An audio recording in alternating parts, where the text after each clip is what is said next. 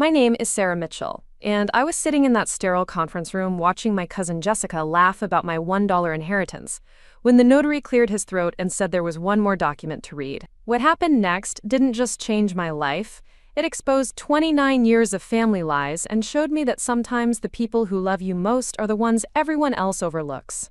Before we jump back in, tell us where you're tuning in from, and if this story touches you, make sure you're subscribed.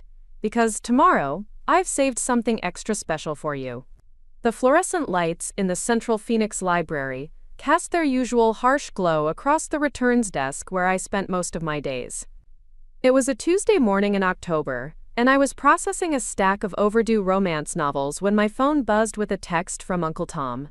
Eleanor's will reading today at 3 p.m. Robert Chen's office downtown. Be there.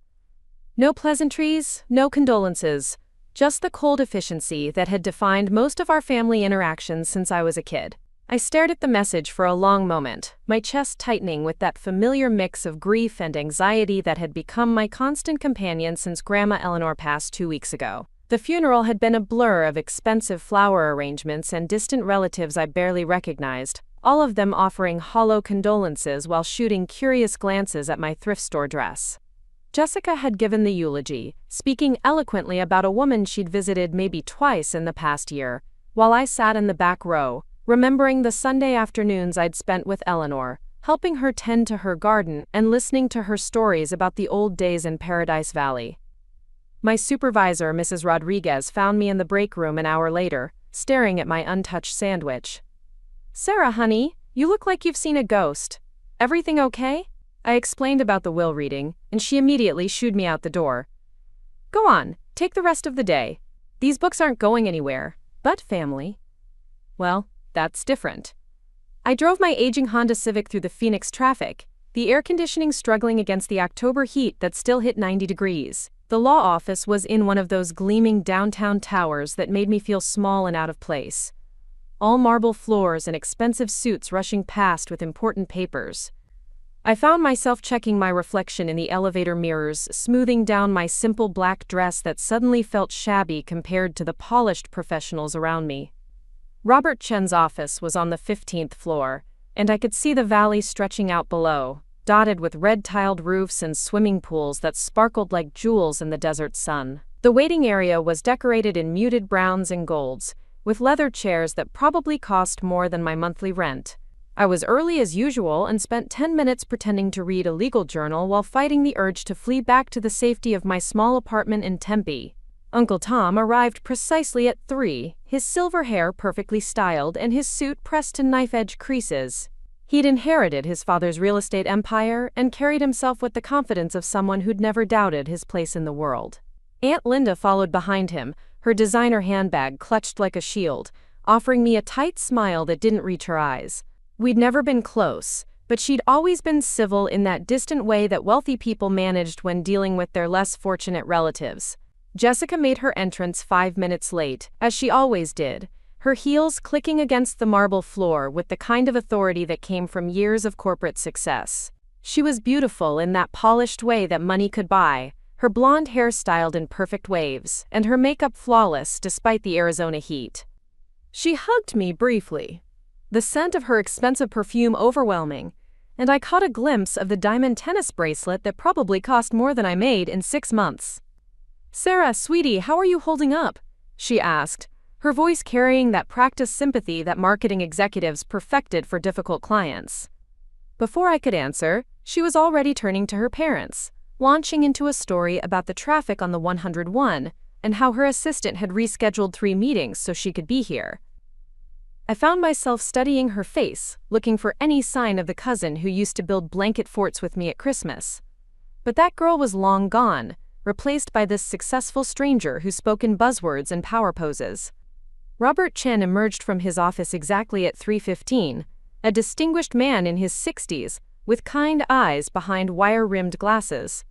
He'd been handling our family's legal affairs for decades, and I remembered him from Eleanor's Christmas parties, always standing quietly in the corner with a glass of wine and a gentle smile.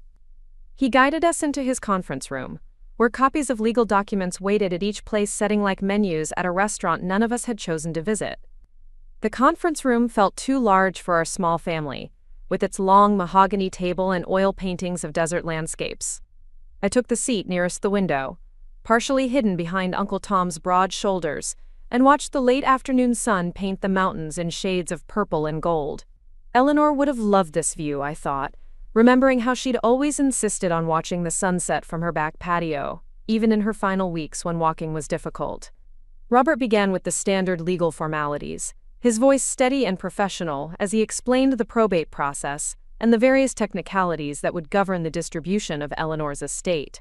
I found myself drifting, thinking about the last time I'd seen her alive, just 3 days before she passed. She'd been sitting in her favorite chair in the sunroom, her once strong hands folded in her lap, and she'd looked at me with those sharp blue eyes and said, "Sarah, honey, you're the only one who sees me as more than a bank account." At the time, I'd thought she was just being dramatic, the way elderly people sometimes got when they were feeling lonely. The reading of the actual will brought me back to the present with jarring clarity. Eleanor's estate was substantial, built on decades of smart investments and her late husband's successful real estate ventures. The house in Paradise Valley, worth over $1 million, went to Uncle Tom. The stock portfolio, carefully managed and worth nearly another $1 million, was divided between Tom and Jessica.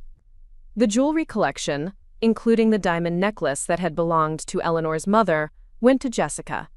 The vintage car collection, the furniture, the artwork, all of it distributed among family members who had the space and resources to appreciate such things. And then Robert's voice shifted slightly, and I heard my name. To my granddaughter Sarah Mitchell, who has shown me more kindness in recent years than I perhaps deserved, I leave the sum of $1, with the hope that she will understand this gesture is not a reflection of my love for her, but rather a symbol of something much more meaningful that she will discover in due time. The silence that followed was deafening. I felt my cheeks burn with humiliation as I processed the words, my mind struggling to understand how Eleanor could have left me nothing but a symbolic dollar. Jessica tried to cover her shocked laughter with a cough, but I caught the glance she exchanged with her mother, a look that said everything about what they thought of my place in the family hierarchy. Uncle Tom cleared his throat uncomfortably, and I realized that everyone in the room was waiting for me to react, to say something that would either gracefully accept this public dismissal or make the situation even more awkward. "Well," I managed to say, my voice steady despite the earthquake happening in my chest. "I suppose that's that." I reached for my purse, ready to escape this room and these people who had just witnessed my grandmother's final judgment of my worth. 29 years of Sunday visits, of grocery runs and doctor appointments, of listening to her stories and helping her maintain her independence. And it had all been worth exactly $1. But Robert Chen wasn't finished. He was reaching into his briefcase, pulling out a sealed envelope that looked different from the other documents, heavier somehow, with my name written across it in Eleanor's distinctive handwriting. "There's one more item," he said, his voice taking on a tone I hadn't heard before, something almost apologetic. "Mrs. Mitchell left specific instructions that this document was to be opened only after the reading of the will, and only in the presence of all family members." Jessica had stopped laughing. Uncle Tom leaned forward in his chair, his businessman's instincts clearly sensing that something significant was about to happen. Aunt Linda's perfectly manicured fingers drummed against the table, and I found myself holding my breath as Robert carefully opened the envelope with a letter opener that caught the light streaming through the windows. Inside was a thick document, official-looking with embossed seals and foreign stamps that I couldn't immediately identify. Robert's eyebrows rose as he scanned the first page, and I watched his expression shift from professional neutrality to something approaching surprise. He looked up at me, then at Uncle Tom, then back at the document in his hands. "This appears to be a trust deed," he said slowly, "for an international trust established in Switzerland.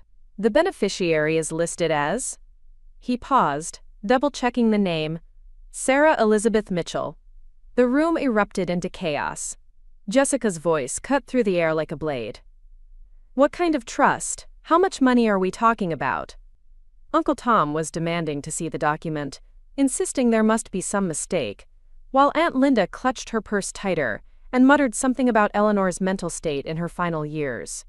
But I couldn't focus on any of their words because I was staring at Robert Chen's face, watching him read through page after page of legal text, his expression growing more incredulous with each paragraph. "The trust was established 15 years ago," he said finally, his voice cutting through the family's protests, "with an initial deposit of $2 million. According to these documents, it has been managed by a Swiss investment firm and has grown to prot." He paused, scanning the numbers again as if he couldn't believe what he was reading. "Approximately $8.5 million. Jessica's face went white. Uncle Tom's mouth opened and closed like a fish gasping for air. Aunt Linda actually dropped her purse, and I heard the contents scatter across the marble floor.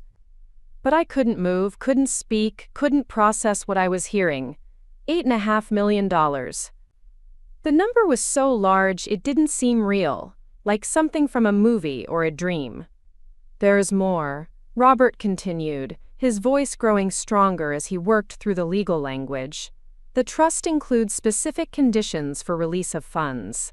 The beneficiary must demonstrate, and I quote, a pattern of genuine care and kindness toward the grantor, without expectation of financial reward, as evidenced by regular visits and assistance with daily activities over a period of no less than 5 years. The silence that followed was different from before. This wasn't the awkward quiet of embarrassment or shock, but something deeper and more profound. I felt tears stinging my eyes as I realized what Eleanor had done, how she'd been watching and documenting every Sunday visit, every grocery run, every time I'd helped her to her doctor appointments, or simply sat with her on the patio watching the sunset. Preparing and narrating this story took us a lot of time, so if you are enjoying it, subscribe to our channel. It means a lot to us. Now back to the story. She'd been building a case for my character, creating a paper trail of love that would stand up in any court. Jessica found her voice first, but it came out as a strangled whisper. "This can't be legal." She was old, she was confused. Sarah manipulated her, convinced her to do this. But even as she spoke, I could see the doubt in her eyes, the growing realization that her grandmother had been far more sharp and calculating than any of them had given her credit for. Uncle Tom was studying the documents now, his real estate lawyer's mind working through the implications. "When was this trust established?" he asked Robert, though I suspected he already knew the answer would complicate his daughter's accusations. "March 15, 2009, Robert replied. Mrs. Mitchell was 73 years old at the time, in excellent health, and according to the documentation here, she underwent a complete mental competency evaluation before establishing the trust. The Swiss firm has copies of all medical records confirming her sound mind and decision-making capacity." I thought back to 2009, trying to remember what had been happening in my life then. I'd been 23, fresh out of college and struggling to find my place in the world. That was around the time I'd started visiting Eleanor regularly, initially because I was lonely and she was always happy to see me, but gradually because I genuinely enjoyed her company. She'd been sharp and funny, full of stories about the early days of Phoenix development and the characters she'd met along the way. I'd never thought of those visits as anything more than spending time with someone I cared about. The trust also includes provisions for immediate access to funds, Robert continued, as well as detailed instructions for the transfer of assets. There's a letter here from the Swiss firm confirming that all conditions have been met and that the funds are ready for transfer upon presentation of proper identification and legal documentation. Jessica stood up so quickly her chair rocked backward. "This is insane. She left me jewelry and left Sarah $8 million? For what, visiting an old lady?" Her voice was rising, taking on the sharp edge that I remembered from childhood arguments. But there was something else there too, a desperation that made me realize how much she must have been counting on Eleanor's money. "The trust documentation is quite specific about the reasoning," Robert said, his voice taking on the patient tone of someone who dealt with many difficult family situations. Mrs. Mitchell wrote detailed letters each year, documenting her observations about family relationships and her reasoning for establishing the trust. She was particularly concerned about ensuring that her assets went to someone who valued people over possessions. Aunt Linda had recovered enough to speak, her voice tight with barely controlled anger. Eleanor always played favorites. This is just another one of her manipulations, trying to control us from beyond the grave. But I could see the calculations happening behind her eyes, the dawning realization that their expected inheritance had just evaporated. Uncle Tom was more measured in his response, his business mind already working through the legal implications. We'll contest this, of course. No court will uphold a trust that discriminates against family members based on such subjective criteria. But his voice lacked conviction, and I suspected he was already mentally reviewing his interactions with Eleanor over the past few years, remembering the missed holidays and forgotten birthdays. I finally found my voice, though it came out smaller than I intended. I don't understand. Why didn't she tell me? Why the dollar in the will if she was planning this? The questions tumbled out before I could stop them, and I realized I was crying, tears streaming down my face as I tried to process what was happening. Robert's expression softened as he looked at me. "There's a personal letter here for you, Sarah. Mrs. Mitchell specifically requested that it be given to you after the trust reading." He handed me an envelope, smaller than the trust documents but somehow heavier, with my name written in Eleanor's careful script across the front. With shaking hands, I opened the envelope and unfolded the letter inside. Eleanor's handwriting was weaker than I remembered, but still distinctly hers, and I could almost hear her voice as I read. "My dearest Sarah, if you're reading this, then you've just learned about the trust and you're probably feeling confused and overwhelmed.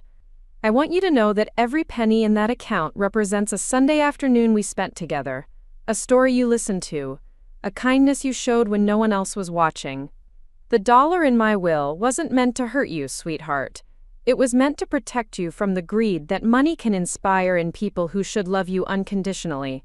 I've watched our family for 79 years, and I've seen how money changes people, how it makes them calculate the value of relationships based on potential inheritance rather than genuine affection. You were the only one who came to see me because you wanted to, not because you felt obligated, or because you were hoping for something in return. You listened to my stories even when I repeated them. You helped me with my garden even though you killed every plant in your own apartment. You made me feel valuable as a person, not just as a bank account. The trust has conditions because I wanted to be absolutely certain that my money would go to someone who understood the difference between wealth and worth. You've proven that difference every Sunday for the past 5 years. The money is yours, Sarah, but more importantly, so is the knowledge that you were loved completely and unconditionally by someone who saw the best in you, even when you couldn't see it yourself. Use this gift wisely, not just the money but the lesson it represents. Surround yourself with people who value you for who you are, not what you have. And remember that the greatest inheritance anyone can leave is the memory of having lived with kindness and integrity. All my love, Grandma Eleanor." I was sobbing by the time I finished reading, my tears staining the paper as I held it against my chest. The room around me seemed to fade away, the angry voices of my family becoming distant background noise as I absorbed Eleanor's words. She'd known exactly what would happen in this room, had anticipated every argument and accusation, and had structured everything to protect me from the fallout of her decision. Jessica's voice cut through my emotional fog like a knife. "Let me see that letter. I want to know what lies she told you to justify this theft." She reached across the table, trying to grab the letter from my hands, but I pulled it back protectively. "It's not theft," I said, my voice stronger now, fueled by Eleanor's words, and the growing realization that I didn't need to apologize for being loved. "It's a gift from someone who knew the difference between family who cares and family who just shows up when there's something to gain." The truth of those words seemed to hit Jessica like a physical blow. Her face flushed red, and I saw something crumble in her expression, a facade of success and control that had been hiding years of insecurity and pressure. "You don't understand," she said, her voice breaking. "David and I are leveraged to the hilt. The house, the cars, the kids' school. We were counting on this money. We need it." And there it was, the admission that explained everything. Jessica hadn't been visiting Eleanor out of love or obligation, but out of calculation. She'd been banking on an inheritance that would solve her financial problems, probably for years. The realization made me sad rather than angry. because I remembered the cousin who used to share her Halloween candy with me, before life and expectations had taught her to measure relationships in dollars and cents. Uncle Tom's approach was more direct. "Sarah, be reasonable. You're a librarian living in a one-bedroom apartment. What are you going to do with $8 million? Think about what Eleanor would really want, her money keeping the family together, not tearing it apart." But I'd heard this song before, the melody of family obligation that had been playing in the background of my life since childhood. The quiet expectation that I would be the one to sacrifice, to step back, to make things easier for everyone else. Eleanor's letter had shown me something different, that sometimes the most loving thing you can do is refuse to enable people's worst impulses. "I think Eleanor made her wishes pretty clear," I said, my voice steady despite the chaos in my heart. "She wanted her money to go to someone who valued her for who she was, not what she had. And she wanted that person to be me." The aftermath of that statement was swift and brutal. Jessica gathered her things with sharp, angry movements, her earlier composure completely shattered. "This isn't over, Sarah. We'll fight this in court. We'll prove that you manipulated a vulnerable old woman." But her threats felt hollow, desperate attempts to maintain control of a situation that had already slipped away from her. Uncle Tom was more measured but equally resolute. "I'm disappointed in you, Sarah. Eleanor always said family comes first, and you're choosing money over your own relatives." He stood to leave, straightening his tie with the kind of dignity that came from years of business negotiations. But I could see the defeat in his shoulders. As my family filed out of the conference room, leaving me alone with Robert Chen and the documents that had just changed my life, I felt a strange mixture of grief and relief. I'd lost the family I'd thought I had, but I'd gained something more valuable, the knowledge that I'd been truly loved by someone who saw my worth when I couldn't see it myself. Robert was organizing the papers with the quiet efficiency of someone who'd overseen many family dramas over the years. "There will be paperwork to complete," he said gently, "arrangements to make with the Swiss firm, tax implications to consider. But Sarah, I want you to know that, in 30 years of practicing law, I've never seen anyone set up a trust with such careful thought and clear intentions. Your grandmother knew exactly what she was doing." I wiped my eyes and tried to compose myself, though I felt like I was floating outside my own body. "What happens now?" I asked, my voice barely above a whisper. "Now," he said with a small smile, "you get to decide what kind of person you want to be with $8.5 million. But based on what I've observed today, I think Eleanor chose her beneficiary very well." As I left the law office and walked out into the Phoenix evening, the desert air warm against my skin and the city lights beginning to twinkle in the gathering dusk, I realized that Eleanor had given me more than money. She'd given me proof that love could be unconditional, that kindness had value beyond calculation, and that sometimes the people who see us most clearly are the ones everyone else takes for granted. The dollar bill in my purse, Eleanor's symbolic inheritance, felt heavier than all the trust documents combined. It represented 29 years of being overlooked, undervalued, and treated as an afterthought by people who should have known better. But it also represented the moment when someone who truly knew me decided I was worth more than anyone had ever imagined. Tomorrow, I would start the process of claiming my inheritance and figuring out what to do with a fortune I'd never expected. But tonight, I was just Sarah Mitchell, the granddaughter who'd been loved completely by someone who understood that the most valuable thing you can give another person is the gift of being truly seen. The drive back to my apartment in Tempe felt like traveling through a different dimension. Every familiar landmark seemed strange and foreign, as if the revelation in Robert Chen's office had shifted the entire world off its axis.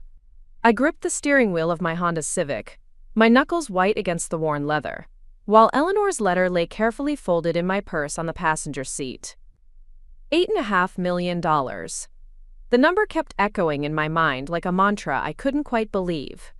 I pulled into my usual parking spot outside the modest apartment complex where I'd lived for the past 3 years. The building was nothing special, beige stucco with a small pool that rarely got cleaned, and a laundry room that smelled perpetually of fabric softener and broken dreams. But it had been home, a place where I could afford the rent on my library salary, and still have enough left over for groceries and the occasional movie night with my coworker Marcus.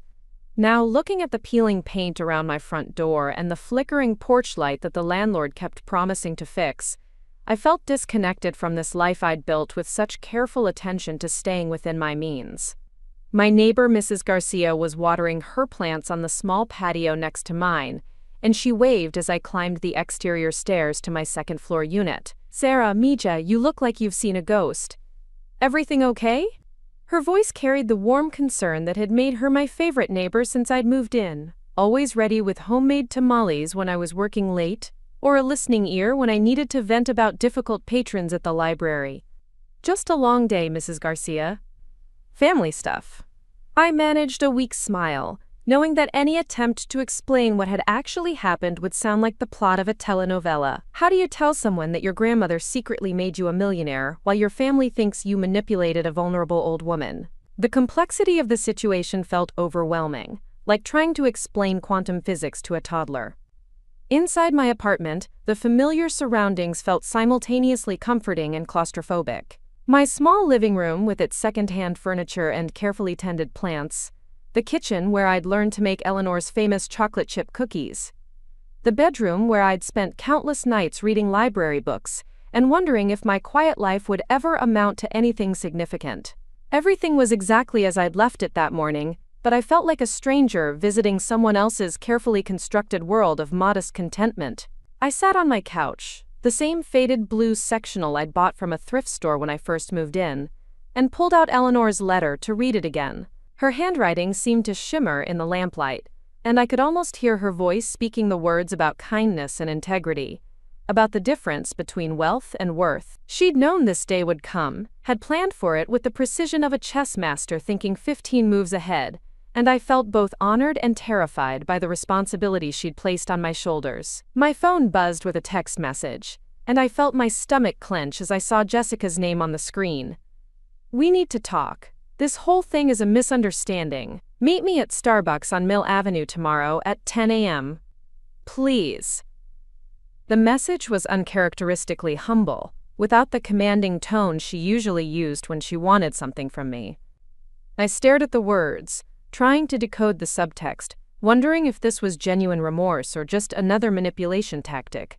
I set the phone aside without responding and walked to my kitchen, where I opened the refrigerator and stared at its sparse contents. A half-empty carton of milk, some leftover takeout from the Chinese restaurant down the street, a bag of apples that were starting to look questionable. The mundane reality of my small life felt surreal in the context of having just inherited more money than I'd ever imagined possessing. I could buy 1,000 bags of apples now, could hire someone to shop for me, could eat at restaurants where the menu didn't have prices. But the thought felt abstract, like playing pretend rather than contemplating a real future. Sleep proved elusive that night. I lay in my bed, staring at the ceiling fan that wobbled slightly on its mount, listening to the sounds of the apartment complex settling around me. Through the thin walls I could hear my neighbor's television playing late-night infomercials, and from somewhere outside came the distant hum of traffic on the freeway. These sounds had become the soundtrack of my adult life, the audio backdrop to my careful existence of library work and quiet evenings at home. But now they felt like echoes from a previous life, memories of a person I used to be before Eleanor's trust fund turned me into someone I didn't recognize. I found myself thinking about the Swiss investment firm that had been managing Eleanor's money for 15 years, wondering what kind of people they were and whether they'd been expecting this day to come. Had they known about me, this granddaughter in Phoenix who visited every Sunday and helped with grocery shopping? The international nature of the trust felt impossibly sophisticated, like something from a movie rather than my real life. I'd never even been outside the United States, had never owned a passport or thought about Swiss bank accounts except in the context of spy novels and Hollywood thrillers. The next morning arrived gray and overcast, unusual for Phoenix in October but somehow fitting for my mood. I called in sick to work, something I rarely did, and spent the morning pacing around my apartment while trying to decide whether to meet Jessica. Part of me wanted to hear what she had to say, to understand how she was processing yesterday's revelations. But another part of me feared that facing her would somehow diminish the clarity I'd found in Eleanor's letter, that her persuasive arguments might make me doubt my grandmother's intentions. Marcus called around 9, his voice bright with the enthusiasm he brought to everything from organizing library events to planning his weekend hiking trips. "Sarah, you sound terrible. Are you actually sick or just avoiding Mrs. Henderson's book club discussion about romance novels?" He'd become my closest friend since I started working at the library, one of those genuinely kind people who seemed to collect stray humans the way some people collected vintage postcards. "Family drama," I said, grateful for his voice even though I couldn't begin to explain what had happened. "My grandmother's will reading was yesterday, and it got complicated. Want to talk about it? I'm between shifts at the coffee shop, and I make excellent listening ears." Marcus worked part-time at a local cafe, in addition to his library job, always hustling to pay off his student loans and save money for graduate school. His work ethic had always made me feel guilty about my own modest ambitions, but now I wondered if ambition was really about money, or about something else entirely. "Maybe later," I said, though I knew I wouldn't be able to tell him the truth anytime soon. How do you explain to someone who counts every dollar that you've just inherited millions? How do you maintain a friendship when the fundamental circumstances of your life have changed so dramatically? The isolation of my new situation was beginning to sink in. The realization that wealth might solve some problems but create others I hadn't anticipated. I decided to meet Jessica after all, partly from curiosity, and partly from a need to understand how our relationship might evolve in this new reality. The Starbucks on Mill Avenue was crowded with Arizona State University students and local professionals grabbing their morning caffeine fix, the kind of place where I'd always felt slightly out of place but had learned to navigate over the years. I arrived early and claimed a corner table, ordering a simple coffee while watching the door for Jessica's inevitable dramatic entrance. She appeared 15 minutes late, as always, but something was different about her usual confidence.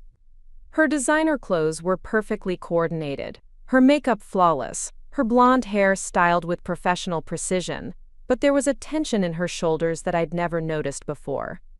She moved through the crowded cafe with purpose, but her smile seemed forced, and when she hugged me in greeting, I caught the faint scent of the prescription anxiety medication that she'd mentioned taking during particularly stressful periods at work. "Sarah, thank you for coming. I wasn't sure you would after yesterday." She settled into the chair across from me, setting down her venti caramel macchiato, an expensive handbag with movements that seemed calculated rather than natural. "I know the whole thing was a shock for everyone, but I think we need to talk about what this means for our family." I studied her face, looking for traces of the cousin who used to sneak cookies from Eleanor's kitchen during holiday visits, but that girl seemed as distant as my own previous life. "What do you want to talk about, Jessica?" I kept my voice neutral, though I could feel my heart rate increasing in anticipation of whatever argument she'd prepared. "Look, I was upset yesterday. We all were. Finding out that Eleanor set up this elaborate trust without telling anyone was a shock, and I probably said things I shouldn't have." She paused to take a sip of her drink, and I noticed her hands trembling slightly. "But I've been thinking about this all night, and I think there's a way to handle this that works for everyone. Here it comes," I thought, the negotiation phase where she tries to convince me to share Eleanor's money according to her vision of fairness. I'd been expecting this conversation since I left the law office, had even mentally rehearsed responses to various arguments she might make, but seeing her in person, noticing the stress lines around her eyes and the way she kept checking her phone for messages, made me realize that her financial situation might be even more precarious than she'd let on yesterday. "Eleanor was getting old, Sarah, you know that. And old people sometimes make decisions that don't reflect their real intentions." Jessica leaned forward, her voice taking on the persuasive tone she probably used in client presentations. She loved all of us equally, but she was probably confused about family dynamics, maybe even a little manipulated by people who took advantage of her vulnerability. I felt anger flare in my chest, but I kept my expression calm. "Are you suggesting that I manipulated her into leaving me money?" "Not deliberately, maybe. But think about it from her perspective. You were the only one who visited regularly, who spent time with her when she was lonely. She might have interpreted that as something special when really it was just you being a good person." Jessica's voice was gentle, almost therapeutic, as if she were helping me understand a complex situation rather than accusing me of elder abuse. So you're saying my relationship with Eleanor wasn't special, it was just coincidental? I could hear the edge creeping into my voice, but I didn't try to hide it. That 5 years of Sunday visits and grocery runs were just me being generically nice? I'm saying that Eleanor might have misunderstood the nature of your relationship with her, and that her decision to leave you $8 million while giving the rest of us token amounts doesn't reflect the kind of person she really was. Jessica pulled out her phone and showed me a photo of Eleanor with her grandchildren from last Christmas, all of us smiling around her dining room table. This is the grandmother I remember, the one who loved all of us equally and wanted the best for our entire family. I looked at the photo, remembering that Christmas dinner, and how Eleanor had insisted on cooking despite her arthritis, how she'd made everyone's favorite dishes and given thoughtful gifts that showed she'd been paying attention to our lives. But I also remembered how Jessica had spent most of the evening checking her work email, how Uncle Tom had fallen asleep in front of the television, how quickly everyone had left after opening presents. Eleanor had asked me to stay and help with the dishes, and we'd ended up talking until almost midnight about her fears of becoming a burden on her family. You're right that she loved all of us, I said carefully. But love doesn't always mean equal treatment. Sometimes it means recognizing people's different needs and responding accordingly. Jessica's composure slipped slightly, and I saw a flash of the desperation she'd shown in the conference room. Sarah, I need you to understand something. David and I are in serious financial trouble. The house, the cars, Emma's private school, Ryan's therapy sessions. We've been living on credit, expecting that Eleanor's inheritance would help us get back on stable ground. Without that money, we might lose everything. There it was, the honest admission that explained everything about yesterday's drama. Jessica hadn't been upset about family fairness or Eleanor's mental state. She'd been panicked about her own financial survival. The revelation was both enlightening and heartbreaking because it confirmed what Eleanor had suspected about the motivations behind family relationships. I'm sorry to hear about your financial situation, I said, and I meant it. But I don't think Eleanor's solution was wrong. She gave her money to someone who cared about her for who she was, not what she could provide. But that's not fair to the rest of us. Jessica's voice rose, attracting glances from nearby tables. Just because we were busy with our own lives doesn't mean we loved her less. We all have responsibilities, careers, families to take care of. We can't all be professional granddaughters with nothing better to do than visit old ladies. The insult hit harder than I expected, partly because it echoed doubts I'd had about my own life choices. Professional granddaughter. Was that really how my family saw me? As someone with so little going on that I had time to waste on elderly relatives? The characterization stung, but it also revealed the fundamental difference between how Jessica and I viewed relationships with family members. Is that what you think I was doing? Playing professional granddaughter to get money? I could hear the hurt in my own voice, but I didn't try to hide it. Do you really believe I spent 5 years visiting Eleanor because I was planning some elaborate inheritance scheme? Jessica had the grace to look ashamed. No, I don't think you planned this, but I think Eleanor took advantage of your good nature, made you feel responsible for her emotional well-being, and then used that manufactured closeness to justify cutting out the rest of her family. Or maybe, I said, standing up from the table, she recognized the difference between people who loved her and people who loved her money. Maybe she saw through the Christmas visits and birthday cards to the calculations underneath, and she decided to give her wealth to someone who never calculated its value. Jessica stood too, her designer heels clicking against the cafe floor. This isn't over, Sarah. We're going to contest the trust, prove that Eleanor wasn't competent to make these decisions. We'll show that you influenced her, isolated her from her family, manipulated her into believing we didn't care about her. Good luck with that, I said, surprising myself with the steadiness of my voice. Because Robert Chen has 15 years of documentation showing that Eleanor was mentally competent, and I have 5 years of memory showing that she was loved by someone who never asked for anything in return. I left Jessica sitting in the Starbucks, surrounded by the noise and energy of people starting their normal days, and walked out into the Phoenix morning. The sun had burned through the earlier cloud cover, and the desert air felt clean and sharp in my lungs. For the first time since yesterday's revelation, I felt certain about Eleanor's decision and my right to accept her gift. Jessica's desperation had revealed the difference between loving someone and needing them, between grief and financial panic, between family loyalty and entitlement. My phone buzzed with a call from Robert Chen's office, and I answered with a mixture of anticipation and anxiety. His secretary, Mrs. Patterson, had a warm voice that reminded me of Eleanor's bridge club friends. "Miss Mitchell, Mr. Chen would like to schedule a meeting with you to discuss the trust administration process. The Swiss firm has been in contact, and there are several documents that need your signature." "Of course," I said, though the reality of actually accessing Eleanor's money still felt abstract. "When would be convenient?" "How about tomorrow afternoon at 2? And Miss Mitchell, Mr. Chen wanted me to mention that there may be some urgency to completing the paperwork. He's received calls from other family members about contesting the trust, and he feels it would be in your best interest to establish your legal standing as quickly as possible." After ending the call, I drove to Papago Park, one of Eleanor's favorite places for our occasional outings, when she was feeling strong enough to leave the house. The red sandstone formations rose from the desert floor like ancient sculptures, and I found the bench where we'd sat just 6 months ago, sharing a picnic lunch and watching rock climbers scale the steep faces. She'd been quieter than usual that day, more contemplative, and I'd wondered if she was feeling the weight of her advancing age. "Sarah, honey," she'd said, watching a hawk circle overhead, "do you ever think about what makes a life worthwhile? Not successful or impressive, but actually worthwhile?" I'd been surprised by the question, accustomed to lighter conversations about library patrons and neighborhood gossip. "I guess I think about it sometimes."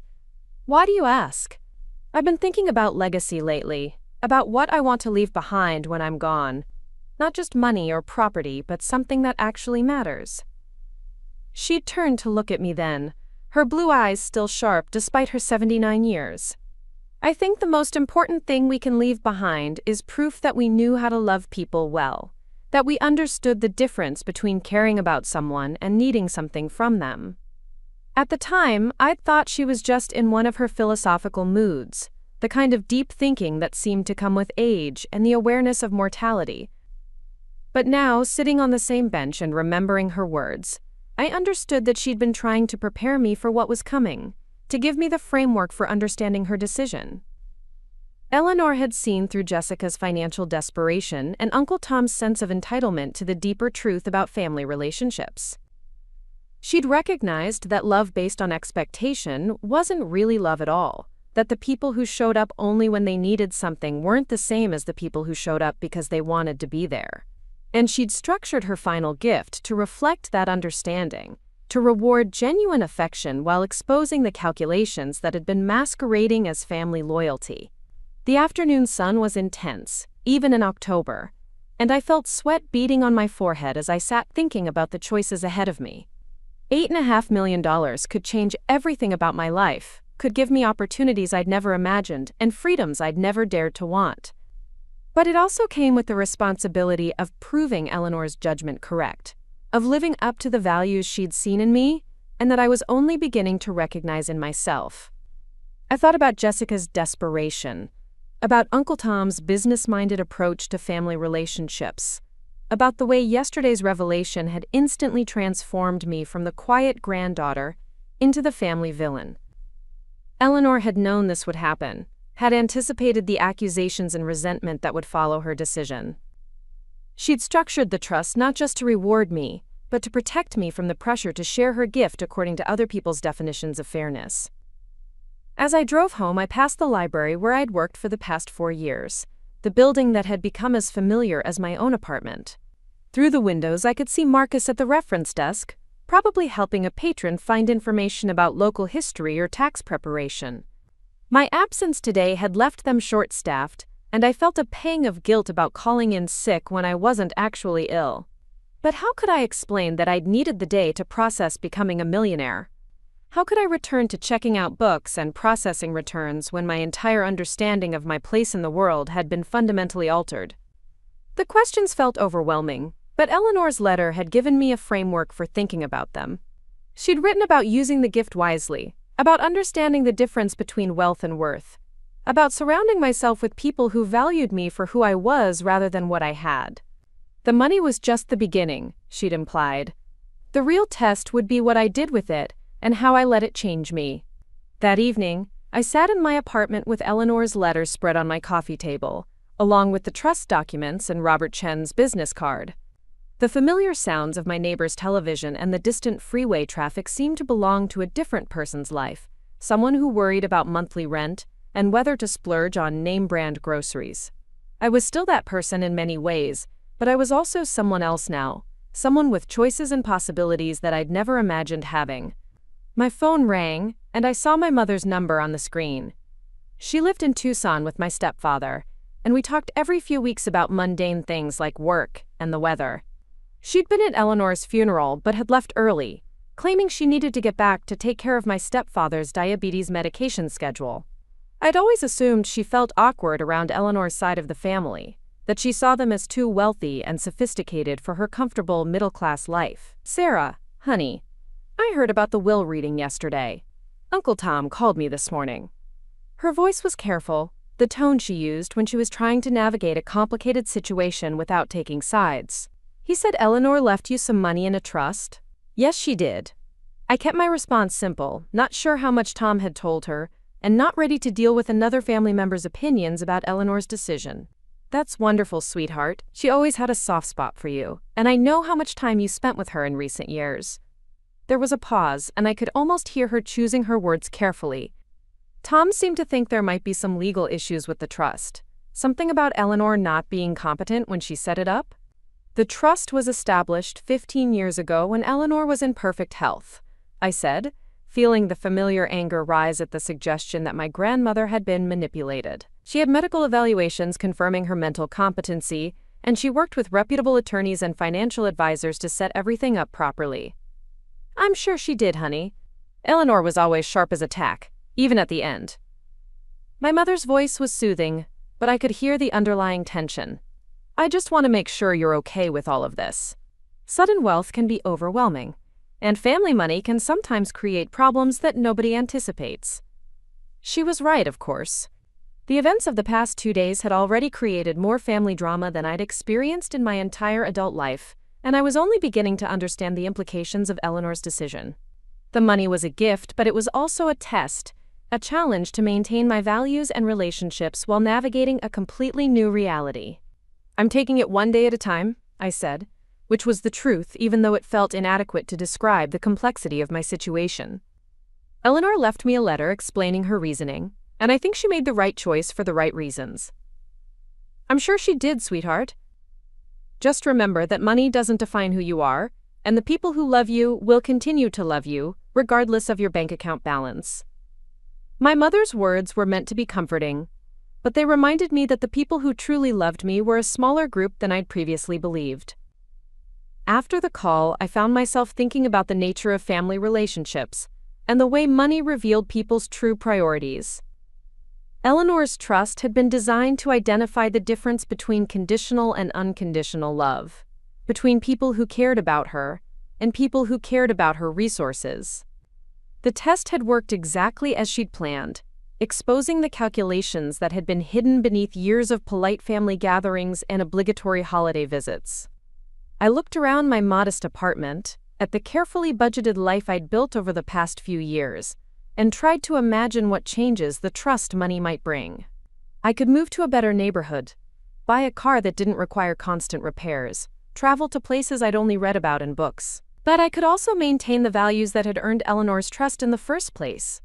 The commitment to authentic relationships and simple kindness that had made her feel loved and valued. The choice was mine now, and Eleanor's letter had made it clear that she trusted me to make it wisely. The money was just the beginning of a larger test, an opportunity to prove that wealth and worth were indeed different things, that inheritance could be about more than just assets and bank accounts. As I prepared for bed, I felt the weight of that responsibility, and the excitement of possibilities I'd never dared to imagine. Tomorrow, I would meet with Robert Chen and begin the process of claiming my inheritance. But tonight, I was still Sarah Mitchell, the granddaughter who had been loved completely by someone who saw her true worth. And that, I realized, was the most valuable gift Eleanor had given me. Not the money itself, but the knowledge that I was worthy of such extraordinary love. The meeting with Robert Chen the next afternoon felt like stepping into a different universe. His office, which had seemed intimidating just 2 days earlier, now felt like a sanctuary where the impossible was being transformed into reality. The mahogany desk that had witnessed my family's shocked reactions was now covered with documents that would officially make me one of the wealthiest people I'd ever known personally. Robert greeted me with the kind of professional warmth that suggested he'd been thinking about my situation since our last meeting. "Sarah, thank you for coming in so quickly. I know this is all moving very fast, but given the family dynamics we witnessed yesterday, I think it's important to establish your legal position as soon as possible." He gestured to a chair across from his desk, and I noticed he'd arranged the papers in neat stacks, each one tagged with colorful sticky notes that probably explained their significance. The Swiss trust documents were in a separate folder, thicker than I'd expected, and bound with an official-looking ribbon that made everything feel more formal and irreversible. "Before we begin with the paperwork," Robert said, settling into his own chair, "I want to address something that's been troubling me since yesterday. Your cousin Jessica called this morning, as did your Uncle Tom. They're both interested in contesting the trust, and they've asked me to recommend attorneys who specialize in estate litigation." I felt my stomach tighten, though I'd been expecting this news since Jessica's barely veiled threats at Starbucks. "Did you recommend anyone?"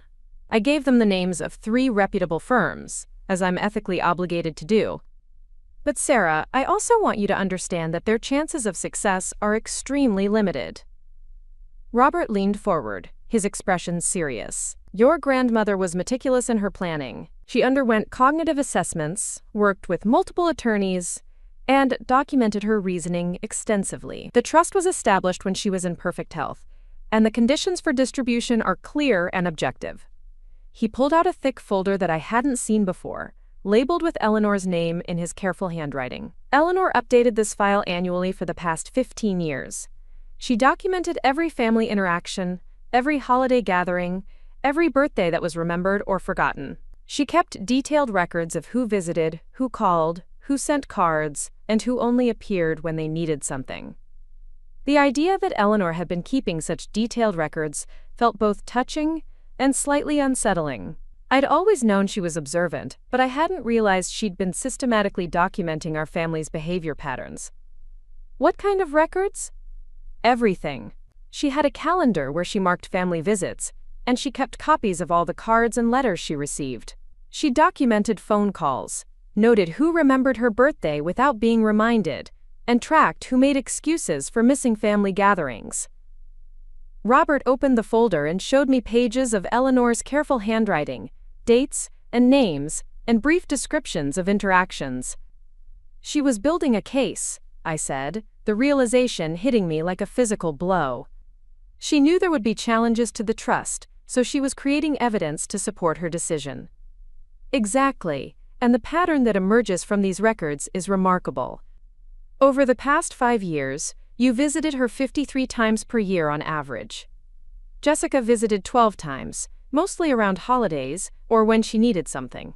Your Uncle Tom visited 8 times, usually for less than an hour, and often to discuss Eleanor's financial planning or investment strategies. The clinical nature of the documentation was both vindicating and heartbreaking.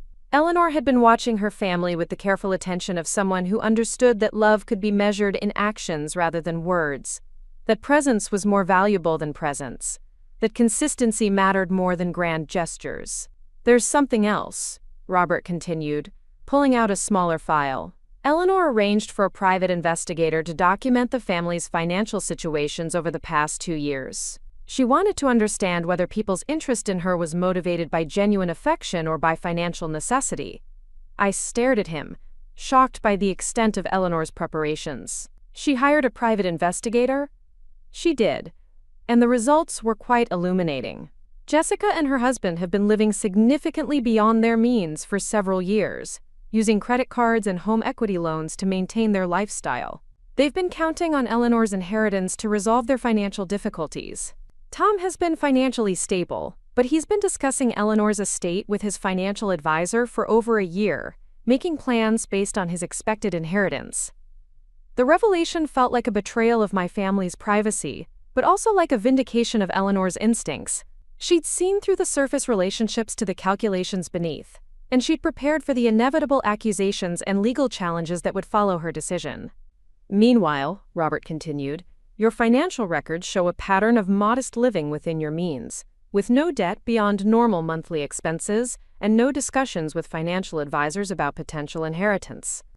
The investigator found no evidence that you'd ever inquired about Eleanor's financial situation or made any assumptions about future inheritance. I felt tears stinging my eyes as I realized the full scope of what Eleanor had done. She'd protected me not just with her trust fund, but with an entire framework of evidence that would support her decision and defend against any accusations of manipulation or undue influence. The Swiss firm has been very impressed with Eleanor's planning, Robert said, pulling out the international documents. They've been managing similar trusts for decades, and they said her documentation was among the most thorough they'd ever seen. They're prepared to testify about her mental competency and the legitimacy of her instructions if necessary. We spent the next hour going through the paperwork required to access the trust funds. The Swiss firm, Bergman & Associates, had been managing Eleanor's international investments with the kind of discretion and expertise that came from generations of experience with wealthy American families. They'd grown her initial $2 million investment into over $8 million through careful diversification and conservative growth strategies. The money is currently held in a combination of Swiss francs, euros, and US dollars, Robert explained, showing me investment statements that looked like something from a movie. Eleanor was very concerned about currency fluctuations and economic instability, so she insisted on diversification across multiple stable currencies.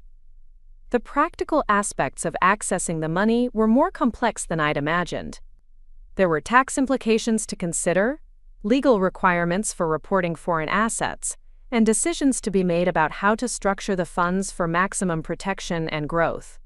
Robert recommended a team of specialists including a tax attorney, an international banking expert, and a financial advisor who had experience with sudden wealth management.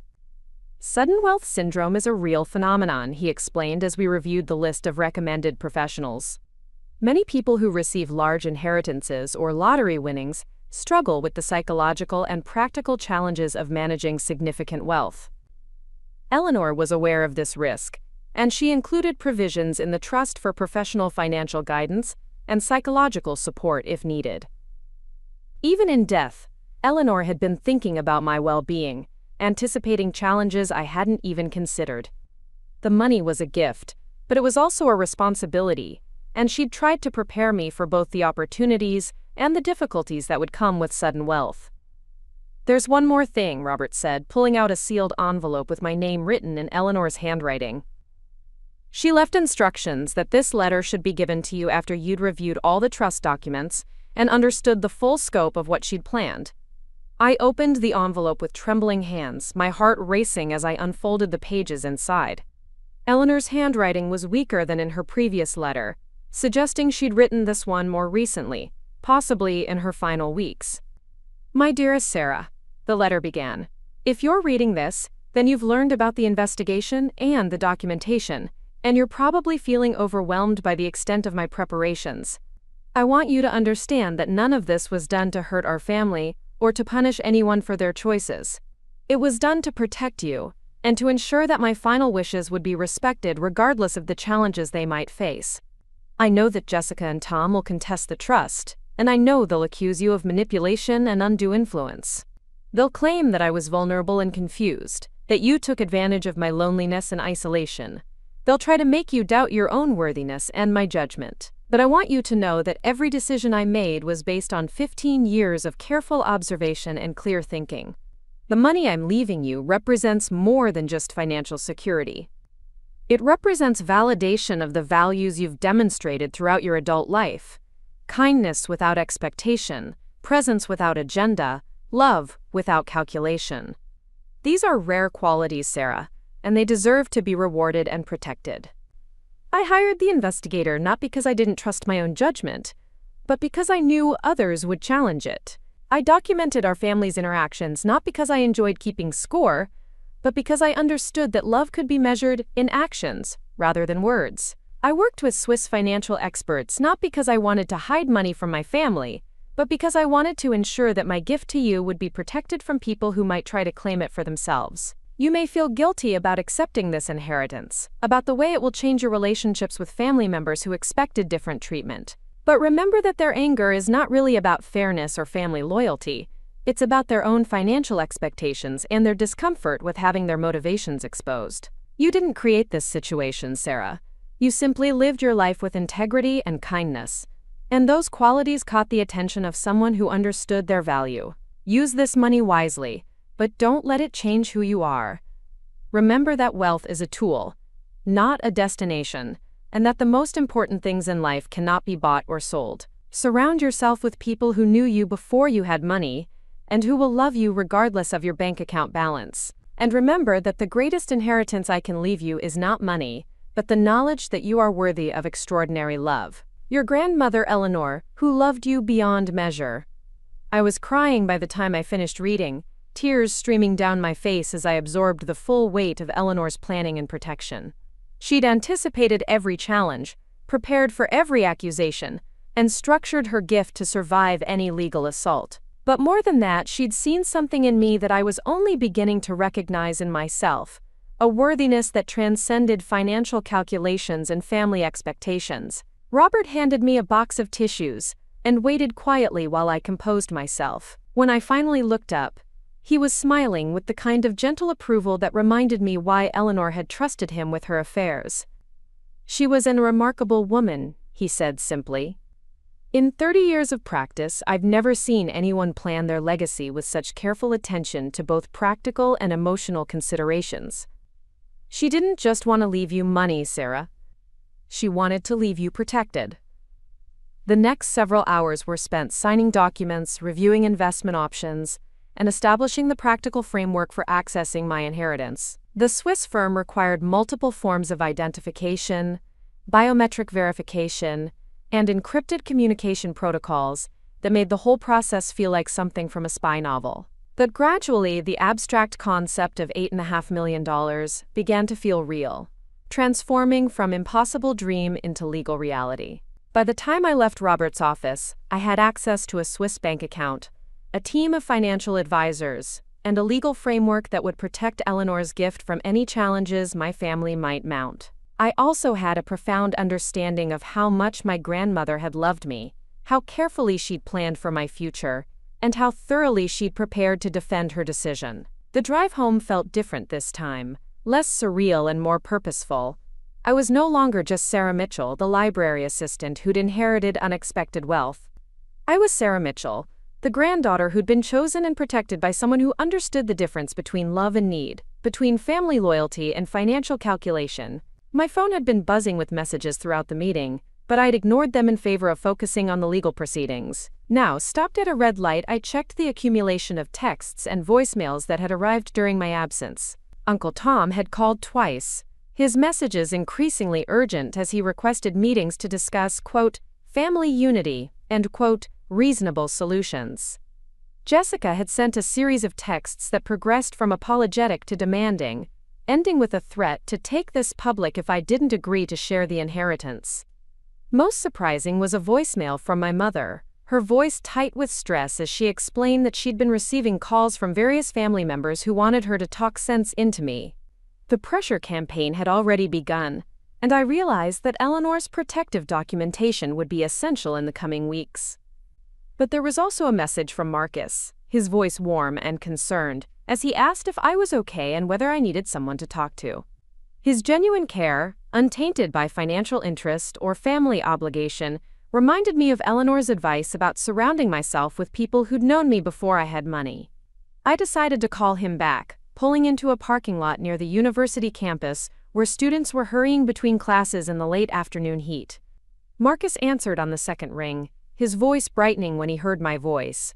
"Sarah, I've been worried about you. 2 days of calling in sick is completely unlike you, and Mrs. Rodriguez is starting to panic about the upcoming book sale preparations." "I'm okay," I said, though the words felt inadequate to describe my current situation. "The family situation is just more complicated than I expected. Can we meet for coffee sometime soon? I could really use a friend right now." "Of course. How about tomorrow?" after my shift at the cafe. I get off at 6, and I know a quiet place where we can actually have a conversation without fighting with espresso machines and chattering customers. His uncomplicated offer of friendship felt like a lifeline in the midst of the family drama that was swirling around Eleanor's decision. Here was someone who cared about my well-being without any ulterior motives, who offered support without expecting anything in return. Eleanor had been right about the importance of surrounding myself with people who knew my true value. That evening, I sat in my apartment with Eleanor's letters spread across my coffee table, along with copies of the trust documents and the contact information for my new team of financial advisors. The contrast between my modest surroundings and the paperwork representing enormous wealth felt surreal, like evidence of two different lives that were somehow both mine. I found myself thinking about the private investigator's reports, about the clinical documentation of my family's financial desperation, and calculated interest in Eleanor's money. The knowledge was power, but it was also a burden, because it meant I could never again pretend that their relationships with me were based purely on family affection. Jessica's financial troubles explained so much about her behavior over the past few years. The way she'd started asking more questions about Eleanor's health and living situation, the increasing frequency of her visits during the months before Eleanor's death. What I'd interpreted as growing concern for an aging relative had actually been growing panic about her own financial future. Uncle Tom's situation was more complex, because he didn't need Eleanor's money for basic survival, but he'd apparently been making plans based on his expected inheritance. The private investigator had documented conversations with his financial advisor about strategies for managing the inheritance, discussions about tax implications, and investment opportunities that revealed how much he'd been counting on Eleanor's death to enhance his already comfortable lifestyle. The documentation painted a picture of a family that had been treating Eleanor like a financial resource rather than a person, calculating her worth in terms of future inheritance rather than present relationship. The contrast with my own behavior was stark and somewhat embarrassing, because I'd never thought of myself as particularly virtuous, just as someone who enjoyed spending time with an interesting and caring relative. But Eleanor had seen something different in my Sunday visits and grocery store runs. She'd recognized genuine affection, where I'd seen simple kindness, authentic relationship, where I'd seen basic decency. Her careful documentation had revealed patterns I'd never noticed, behaviors that distinguished love from obligation, presence from performance. My phone rang, interrupting my thoughts, and I saw a number I didn't recognize.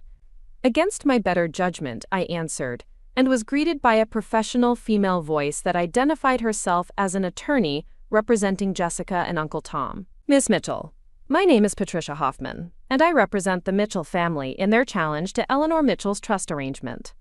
I understand you've been cooperating with the trust administration, but I wanted to reach out to discuss the possibility of a settlement that might avoid lengthy and expensive litigation.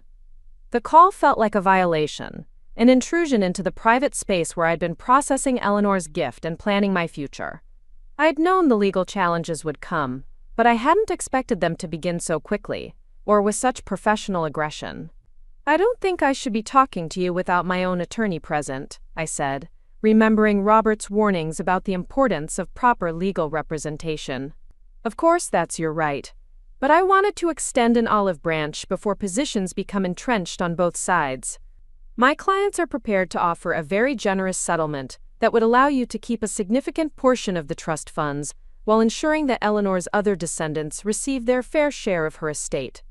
The language was carefully chosen, designed to make Jessica and Tom's demands sound reasonable, while implying that my position was somehow unfair or illegitimate. I could hear the manipulation in her tone, the suggestion that reasonable people would surely want to avoid conflict and find compromise.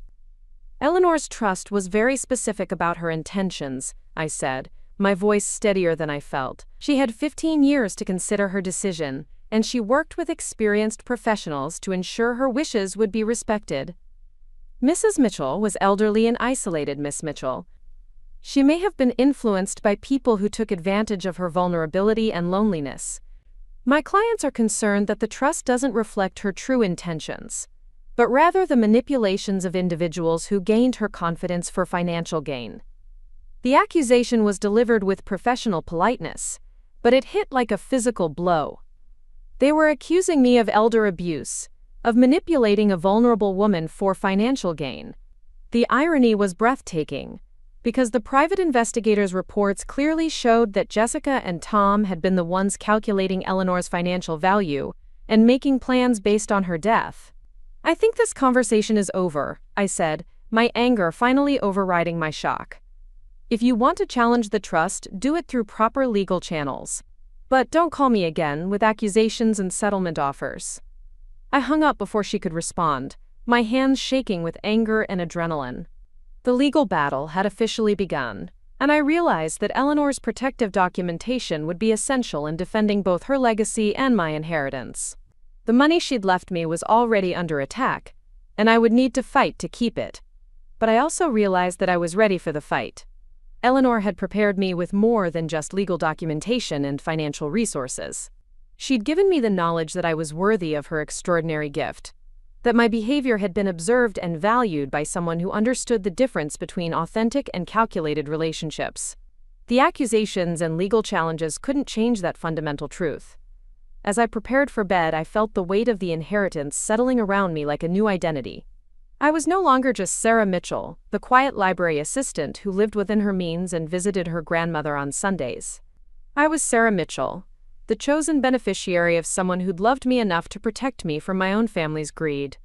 The transformation was both thrilling and terrifying, but I was beginning to understand that Eleanor had prepared me for both the opportunities and the challenges that lay ahead. The Swiss trust documents sat on my kitchen counter, official and foreign and somehow magical in their promise of security and freedom. Tomorrow, I would begin the process of actually accessing the money, of transforming legal paperwork into real financial power. But tonight, I was content to know that I'd been loved completely by someone who saw my worth even when I couldn't see it myself, and that her gift would allow me to build a life worthy of such extraordinary affection. The call from David Kim at Bergman & Associates came at 7 in the morning, Swiss precision cutting through my restless sleep like a blade through silk. His accent carried the careful neutrality that came from decades of managing wealthy American families' international affairs, but there was an urgency in his voice that made me instantly alert. "Miss Mitchell, I apologize for calling so early, but we've received some concerning communications regarding your grandmother's trust. There have been inquiries from attorneys claiming to represent other family members, and they're making some rather serious allegations about the legitimacy of Mrs. Mitchell's instructions." I sat up in bed, my mind racing as I processed what this meant. The legal challenges Jessica had threatened were apparently moving faster than I'd anticipated, and they were sophisticated enough to reach across international borders to my Swiss financial advisors. "What kind of allegations?" I asked, though I suspected I already knew the answer. "They're claiming that Mrs. Mitchell was mentally incompetent when she established the trust, and that she was subject to undue influence from beneficiaries who isolated her from her family. They've requested copies of all our documentation regarding her mental state and decision-making capacity, as well as records of all communications with potential beneficiaries." The clinical language couldn't disguise the seriousness of what was happening. My family wasn't just contesting the trust through American courts. They were trying to attack its foundation by challenging the Swiss firm's compliance with international banking regulations and fiduciary responsibilities. "What does this mean for the trust?" I asked, my voice smaller than I intended. "In the short term, it means we need to be extremely careful about all our procedures and documentation. Swiss banking law requires us to investigate any credible allegations of elder abuse or financial manipulation, and we take these responsibilities very seriously." David's voice was professional but not unsympathetic. "However, I want to assure you that Mrs. Mitchell's case is one of the most thoroughly documented we've ever handled. Her preparations were extraordinary, and we have extensive evidence of her mental competency and clear intentions." He explained that Eleanor had worked with Bergman & Associates for over 20 years, well before establishing the trust that would eventually benefit me. She'd been a sophisticated investor who understood international finance, and had made numerous complex decisions about currency hedging and asset allocation over the decades.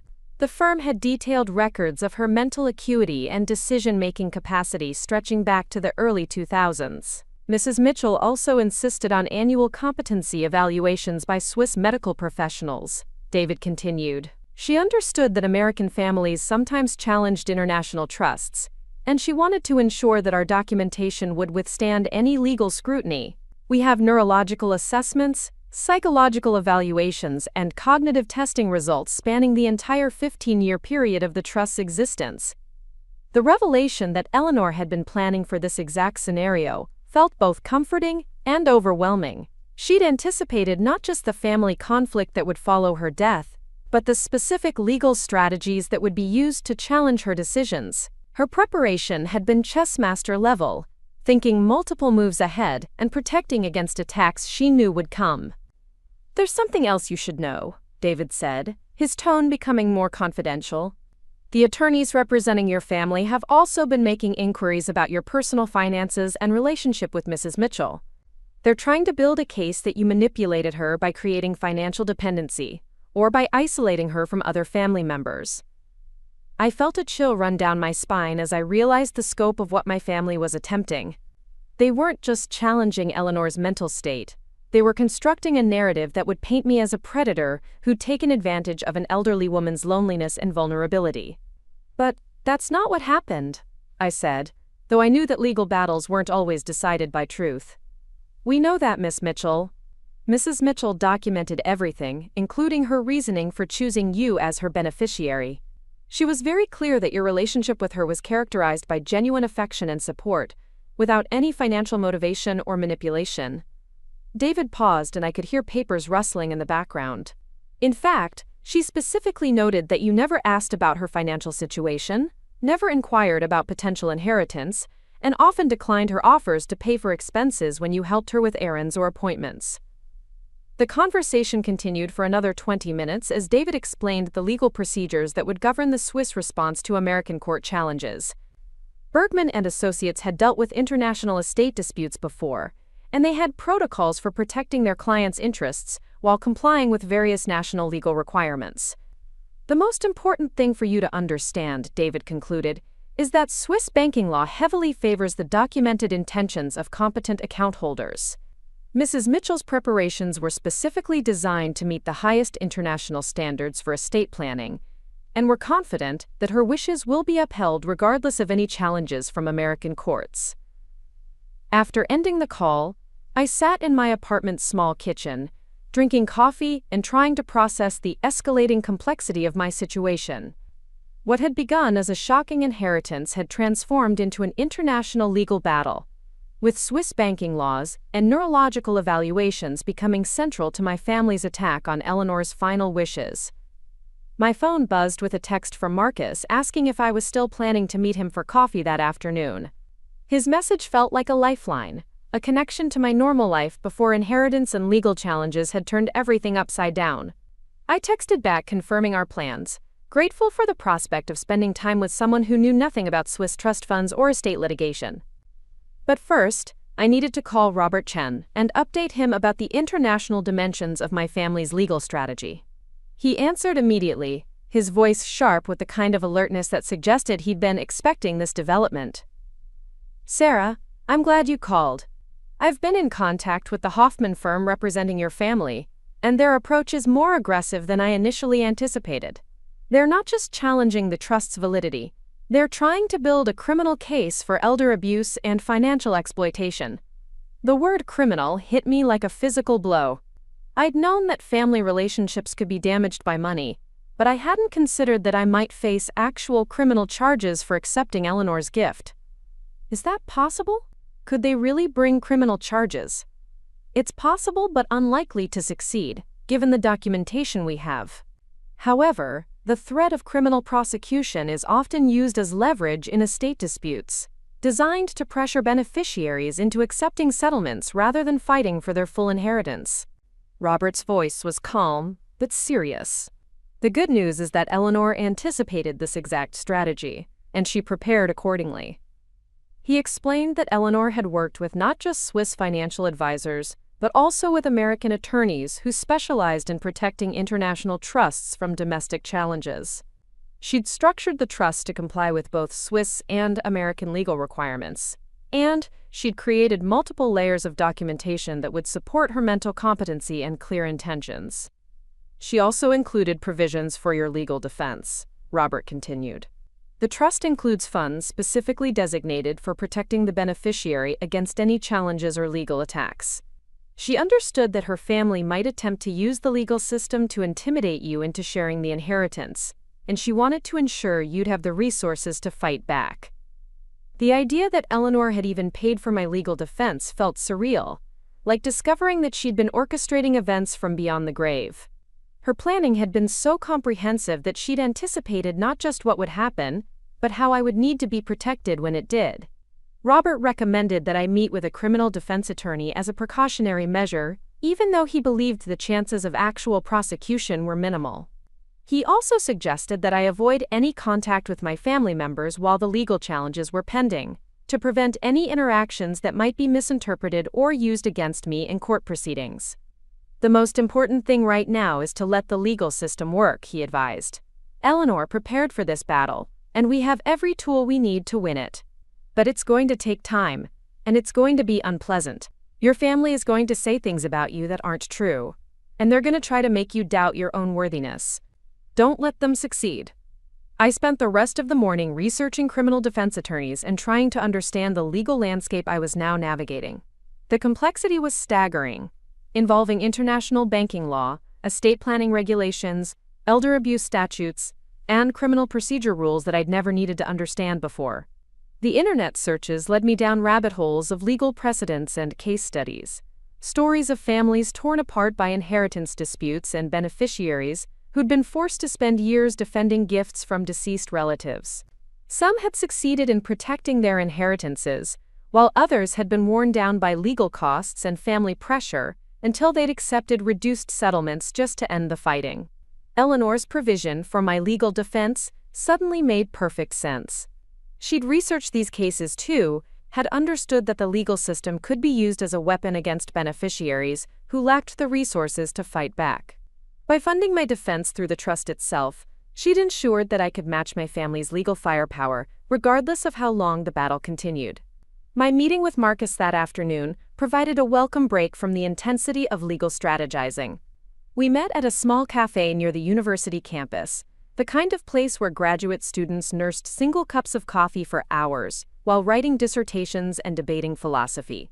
The normalcy of the setting felt precious after the morning's discussions of international banking regulations and criminal defense strategies. Marcus looked concerned as I approached his table, his usually cheerful expression shadowed by worry. "Sarah, you look exhausted. What's going on with your family situation? And don't tell me it's just normal grief processing, because I've known you for 4 years and you've never looked this stressed." I sat down across from him, grateful for his directness and genuine concern. Marcus had become my closest friend at the library, someone whose company I valued precisely because our relationship was based on shared interests and mutual respect, rather than family obligation or professional networking. "It's complicated," I began, then realized how inadequate that phrase was for describing my current situation. "Eleanor left me some money in her will, and my family is not happy about it." "How much money are we talking about?" Marcus asked, his voice gentle but curious. I hesitated, realizing that this moment would fundamentally change our friendship. Once I told him about the inheritance, he would know that I was wealthy, and that knowledge would inevitably affect how he saw me and interacted with me. Eleanor's warning about surrounding myself with people who'd known me before I had money suddenly felt urgently relevant. "A lot," I said finally. "More than I ever imagined having, and definitely more than my family thinks I deserve." Marcus leaned back in his chair, studying my expression with the analytical mind that made him such a good research librarian. "When you say a lot, are we talking about enough to pay off student loans, or enough to buy a house, or enough to never work again?" "The third one," I said quietly, watching his face for signs of how this information might change things between us. His eyebrows rose, but his expression remained warm and concerned, rather than calculating or envious. "Wow. That explains the stress. Sudden wealth can be as traumatic as sudden poverty, especially when family relationships are involved." He paused, considering his words carefully. "How are you handling it?" His response was so perfectly Marcus that I felt tears of relief stinging my eyes. He'd processed the information about my inheritance and immediately focused on my emotional well-being rather than the financial details. This was exactly the kind of person Eleanor had advised me to value, someone whose concern for me transcended monetary considerations. "I'm not sure I am handling it," I admitted. "My family is challenging the inheritance, claiming that I manipulated Eleanor into leaving me the money. They've hired attorneys, and they're threatening criminal charges for elder abuse. It's like suddenly finding myself in the middle of a war. One never wanted to fight." Marcus listened as I explained the legal challenges and the international complications, his expression growing more serious as he understood the scope of what I was facing. When I finished, he was quiet for a long moment, apparently processing the complexity of my situation. "Sarah, I need to ask you something, and I want you to be completely honest with me," he said finally. "Did you manipulate your grandmother? Did you spend time with her because you were hoping for an inheritance?" The question was direct and potentially offensive, but I could hear the genuine concern in his voice. He was asking not because he doubted me, but because he wanted to understand the truth, so he could offer appropriate support. "No," I said without hesitation. "I visited Eleanor because I enjoyed her company and because she seemed lonely.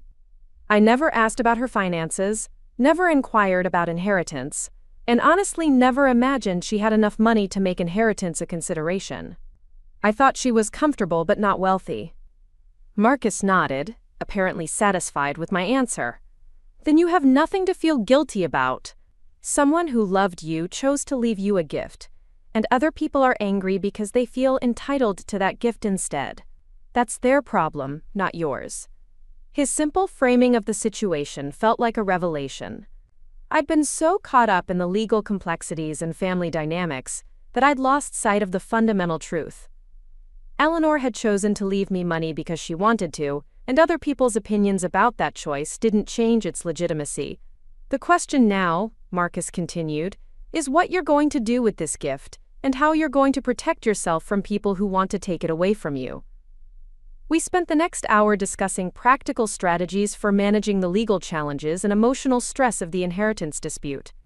Marcus had a practical mind that complemented his academic interests, and he helped me think through questions I hadn't considered about how to maintain my normal life while dealing with extraordinary circumstances.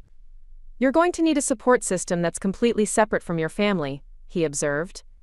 "People who knew you before the money and who will be there regardless of how the legal battles turn out. That's not just emotional support, it's practical protection against isolation and manipulation." His insight reminded me of Eleanor's warnings about how money could reveal people's true motivations and change relationship dynamics. I was already seeing this with my family, but I needed to be prepared for it to affect other relationships as well. As we prepared to leave the cafe, Marcus handed me a small piece of paper with his home phone number written in his careful handwriting. "I know you have my work number and my cell, but I want you to have this too. If you need to talk to someone who doesn't have any financial interest in your situation, call me anytime, day or night." The gesture was small but profoundly meaningful, a reminder that genuine friendship existed separately from financial calculations. Eleanor had been right about the importance of identifying people who valued me for who I was rather than what I had, and Marcus had just proven himself to be exactly that kind of person. Driving home, I felt more grounded than I had since the inheritance revelation. Marcus's straightforward approach to my situation had helped me regain perspective on what was really happening, and what I needed to do to protect myself. The legal battles would continue, but I was beginning to understand that they were ultimately about other people's greed and entitlement, rather than any legitimate questions about Eleanor's wishes or my worthiness. That evening, I received another call from David Kim in Switzerland, this time with updates about the investigation his firm was conducting in response to my family's allegations. Bergman and Associates had reviewed all their documentation regarding Eleanor's mental state and decision-making capacity, and they'd found no evidence to support claims of incompetence or undue influence. "We've also completed our review of all communications between Mrs. Mitchell and potential beneficiaries," David reported. "The records show that she initiated all contact regarding the trust, that she specifically insisted on secrecy to prevent family pressure, and that she repeatedly confirmed her intentions over the 15-year period of the trust's existence. He explained that Swiss banking regulators had established strict protocols for evaluating elder abuse allegations, particularly when they involved international trusts and large sums of money. Eleanor's case met all the regulatory requirements for demonstrating competent decision-making and clear intentions. Most importantly, David continued, we have documentation showing that Mrs. Mitchell specifically anticipated challenges to the trust and took extraordinary measures to protect her chosen beneficiary. She understood that her family might attempt to use legal pressure to force a redistribution of her assets, and she structured the trust to prevent that outcome. The conversation reinforced my growing understanding that Eleanor had been playing a much longer game than anyone had realized. She'd been preparing for this battle for 15 years, building an unassailable legal fortress around her final wishes and ensuring that I would have every tool necessary to defend her gift. There is one thing you should be aware of, David added, his tone becoming more serious. Your family's attorneys have also been making inquiries about your current financial status and spending patterns since learning about the inheritance. They're trying to build a case that you're already treating the money as your own, which they claim supports their theory that you manipulated Mrs. Mitchell with specific financial expectations. The surveillance of my spending habits felt like another invasion of privacy, but I realized it was probably a standard legal strategy in inheritance disputes. My family was trying to find evidence that I'd been expecting Eleanor's money, or that I was behaving in ways that suggested prior knowledge of the inheritance. Fortunately, David continued, our records show that you haven't accessed any of the trust funds yet, and your spending patterns remain consistent with your pre-inheritance lifestyle. This actually supports Mrs. Mitchell's documented observations about your character and motivations. Even my restraint in claiming the inheritance was apparently working in my favor, demonstrating the kind of careful, non-materialistic approach that Eleanor had valued in our relationship. Her documentation had been so thorough that even my current behavior was confirming her 15-year assessment of my character. As I prepared for bed that night, I reflected on the day's revelations about the scope of Eleanor's planning and the intensity of my family's legal assault. The battle lines were clearly drawn, with international banking regulations and criminal law statutes becoming weapons in a war over money that I'd never asked for or expected. But I was also beginning to understand my own strength in this fight. Eleanor had given me more than money. She'd given me proof of my own worthiness and the legal tools to defend that proof against any challenger. My family could hire expensive attorneys and make criminal accusations, but they couldn't change the fundamental truth that someone who knew me well had chosen to love me extraordinarily. The inheritance was no longer just about money. It had become a validation of everything I'd tried to be as a person, a reward for choosing authenticity over calculation and presence over performance. Eleanor's trust wasn't just financial, it was existential. A statement that my quiet life of library work and Sunday visits had more value than my family's flashy success and social positioning. Tomorrow would bring new legal challenges, and probably new accusations from family members who couldn't understand why their entitled expectations had been disappointed. But tonight, I felt confident that Eleanor had prepared me for whatever was coming, that her 15 years of documentation and international legal planning would protect both her legacy and my future. The Swiss trust documents sat on my kitchen counter like a promise of security and freedom, but they also represented something more important: proof that love could be unconditional, that kindness had measurable value, and that sometimes the people who see us most clearly are the ones who choose to protect us from a world that doesn't always recognize our worth.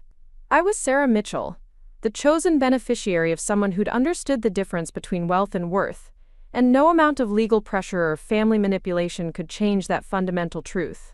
Eleanor's gift would survive whatever challenges were coming, because she'd built it on a foundation stronger than money: the documented reality of unconditional love. The family dinner invitation arrived on a Tuesday morning, hand-delivered by Uncle Tom himself to my apartment complex. Mrs. Garcia intercepted him at the front entrance, her protective instincts apparently triggered by his expensive suit and stern expression.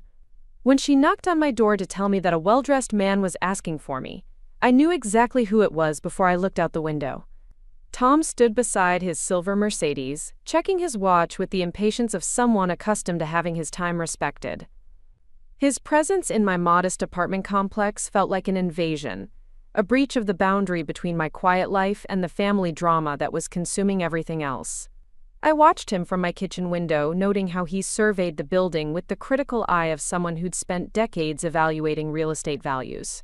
When I finally went downstairs to meet him, his expression was carefully controlled, the kind of professional neutrality he probably used in difficult business negotiations. He handed me an envelope with my name written in Aunt Linda's careful script, and I could smell her expensive perfume lingering on the paper. "Sarah, I hope you'll consider coming to dinner on Sunday. We need to talk as a family, without lawyers and legal documents complicating things." His voice carried the reasonable tone of someone making a perfectly logical request, but I could see the calculation behind his eyes. "I'm not sure that's a good idea given the current legal situation," I replied, though part of me was curious about what they were planning. "The legal situation exists because we haven't been able to have an honest conversation about Eleanor's intentions and what she really would have wanted for our family." Tom adjusted his tie, a gesture I remembered from childhood whenever he was about to make what he considered an important point. "She loved all of us, Sarah. She wouldn't have wanted her death to tear us apart like this." The manipulation was subtle but unmistakable, designed to make me feel guilty for defending Eleanor's clearly stated wishes. Tom was reframing the inheritance dispute as my fault, rather than the natural consequence of their entitlement and financial desperation. "Eleanor was very clear about her intentions," I said. "She had 15 years to change her mind if she wanted to, and she chose not to. She was also isolated and vulnerable in her final years, spending most of her time with one person who may have unconsciously influenced her thinking." Tom's voice remained reasonable, but the accusation was clear. "I'm not saying you deliberately manipulated her, but elderly people can become confused about family relationships, especially when they're dependent on one person for most of their social interaction." I felt anger rising in my chest, but I forced myself to remain calm. Eleanor wasn't confused about anything. She was sharp and intelligent right up until the end, and she made her decision based on years of observing how different family members treated her. Tom sighed, shaking his head with the kind of disappointed expression he'd used when I was a child and had failed to meet his expectations. "That's exactly the kind of thinking that concerns us, Sarah. Eleanor was never the type of person to play favorites or keep score of family interactions. The woman I knew would have wanted her wealth to benefit everyone equally, not to reward one person while punishing others." His rewriting of Eleanor's character was breathtaking in its dishonesty. I remembered countless family gatherings where Eleanor had made pointed comments about people's motivations and priorities, where she'd expressed frustration with family members who only appeared when they needed something. She'd been observing and judging for decades, but Tom had apparently chosen not to notice. "I'll think about the dinner invitation," I said, taking the envelope but making no commitment to attend. "Please do. And Sarah, remember that family is supposed to be forever. Money comes and goes, but we're all we have left of Eleanor's legacy." Tom climbed back into his Mercedes, leaving me standing in the parking lot with his guilt trip echoing in my ears. Inside the envelope was a formal invitation to Sunday dinner at Tom and Linda's house in Scottsdale, complete with a handwritten note from Linda expressing how much they missed having me at family gatherings. The emotional manipulation was expertly crafted, designed to make me feel like the family outsider who was destroying relationships over money. But I'd been reading Eleanor's journals and letters, documents that revealed a very different perspective on family dynamics. She'd written extensively about the pressure tactics that wealthy families use to maintain control over inheritance decisions, about the way guilt and obligation were weaponized to force compliance with other people's expectations. "The most insidious form of family manipulation," Eleanor had written in one particularly insightful passage, "is the suggestion that defending your own interests somehow violates family loyalty. People who feel entitled to your resources will always frame their demands as being for your own good, or for the good of family unity. They'll make you feel selfish for protecting what someone else chose to give you." Her words felt prophetic as I reread Tom's invitation and considered the family dinner that was clearly designed to pressure me into sharing the inheritance. They were banking on my discomfort with conflict and my desire to maintain family relationships, expecting that emotional manipulation would succeed where legal challenges might fail. That afternoon, I met with Elizabeth Morrison, the criminal defense attorney that Robert Chen had recommended. Her office was in a downtown Phoenix high-rise, decorated with the kind of understated elegance that suggested both success and discretion. Elizabeth herself was a woman in her 50s, with silver hair and the sharp intelligence that came from decades of defending people against accusations they didn't deserve. "Sarah, I've reviewed all the documentation that Robert provided, and I want to assure you that the chances of actual criminal prosecution are extremely minimal," she began, settling behind her desk with a file that contained copies of Eleanor's trust documents and supporting evidence. "But they are threatening criminal charges," I said, still struggling to believe that accepting a gift from my grandmother could somehow be construed as a crime. "They're threatening criminal charges as a negotiation tactic, designed to frighten you into accepting a settlement that would reduce your inheritance and increase theirs." Elizabeth's voice was calm, but firm.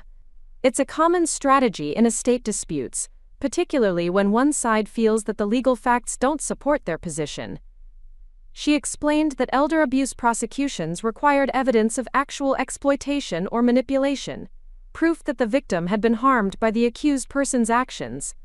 Eleanor's extensive documentation of her mental competency and clear intentions would make such a prosecution nearly impossible to pursue successfully.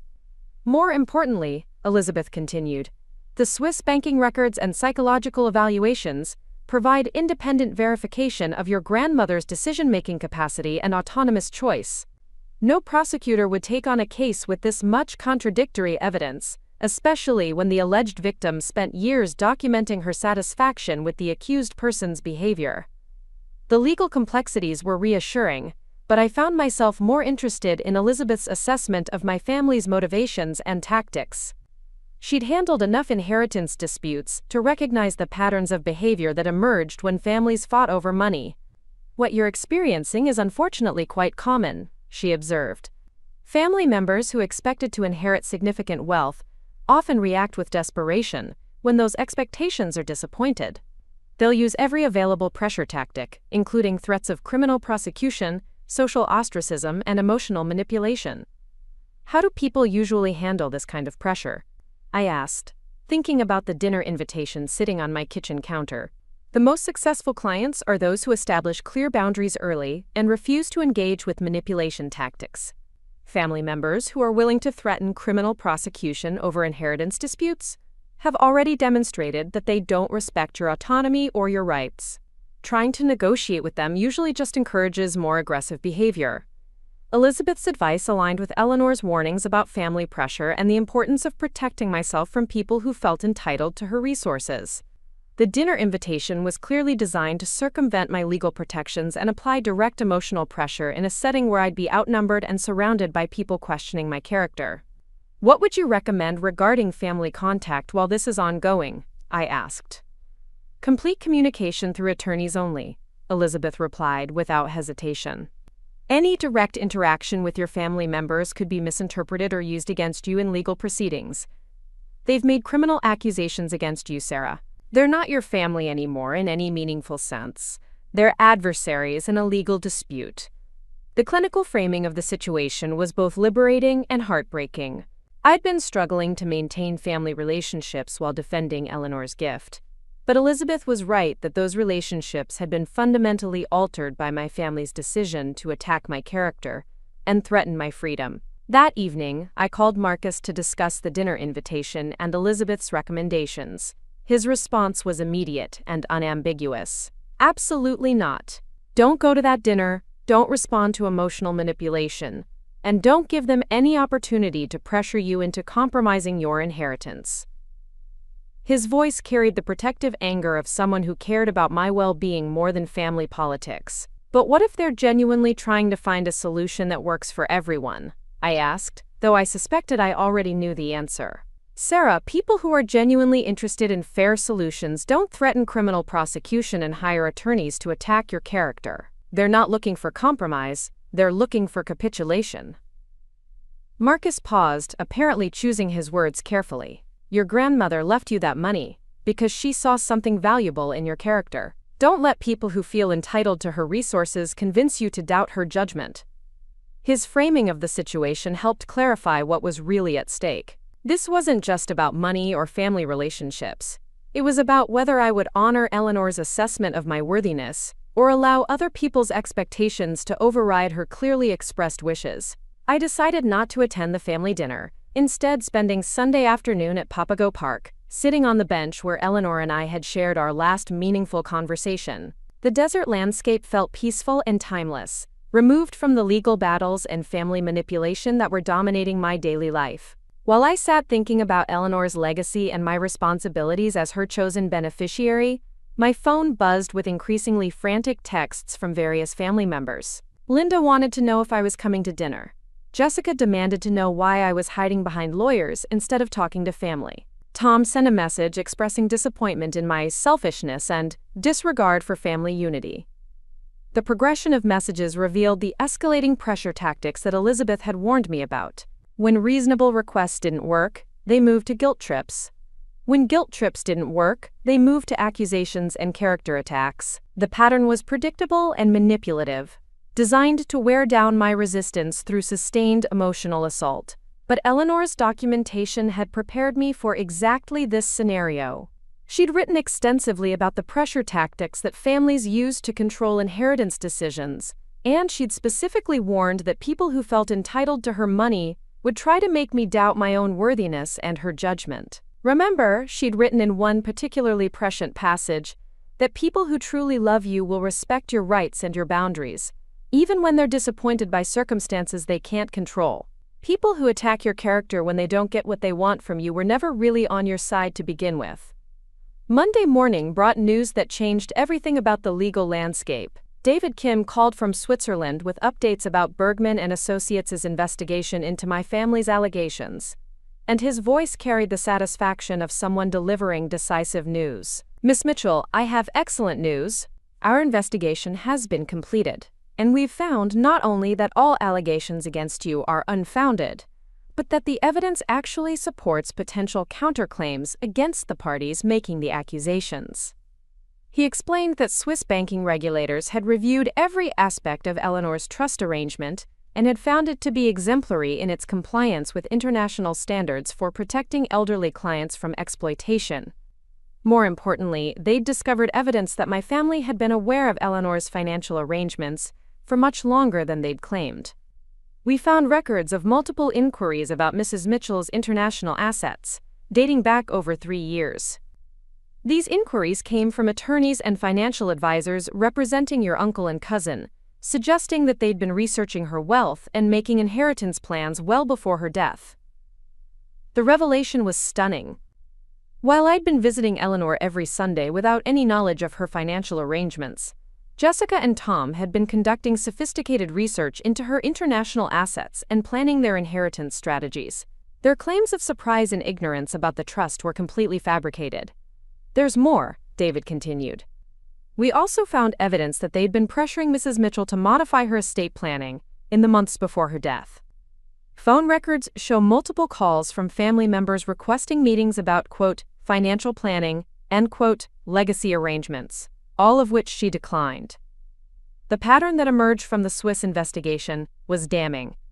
My family had been pursuing Eleanor's money aggressively while she was alive, and when those efforts failed, they'd resorted to legal challenges based on fabricated claims about her mental state and my supposed manipulation. The Swiss authorities are prepared to provide this evidence to American courts if necessary, David concluded. More importantly, the trust funds are now fully available for your use, and we're confident that no legal challenges will succeed given the strength of our documentation.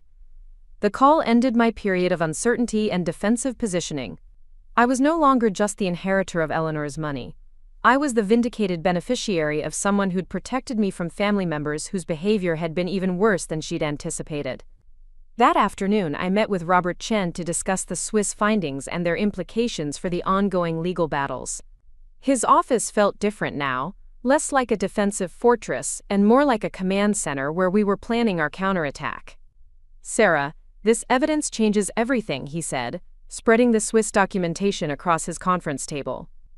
Your family's credibility has been completely destroyed, and we now have grounds to pursue sanctions against their attorneys for filing frivolous claims based on knowingly false information.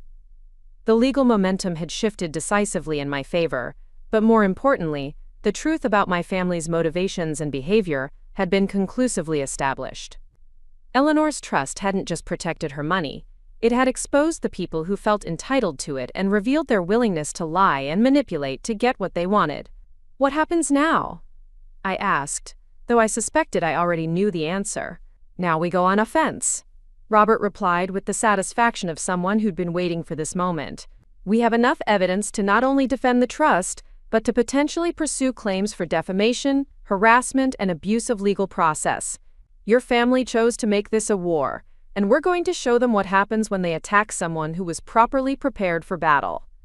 The transformation from defensive uncertainty to offensive confidence felt liberating. Eleanor had given me more than money. She'd given me the tools to defeat people who'd underestimated both her planning and my worthiness. The inheritance was secure, my character was vindicated, and my family's true nature had been exposed for all to see. As I left Robert's office that afternoon, I realized that Eleanor's gift had accomplished exactly what she'd intended. It had identified the people who truly cared about me versus those who only cared about her resources. And it had given me the strength and resources to protect myself from those who would exploit family relationships for financial gain. The Swiss trust was no longer just an inheritance.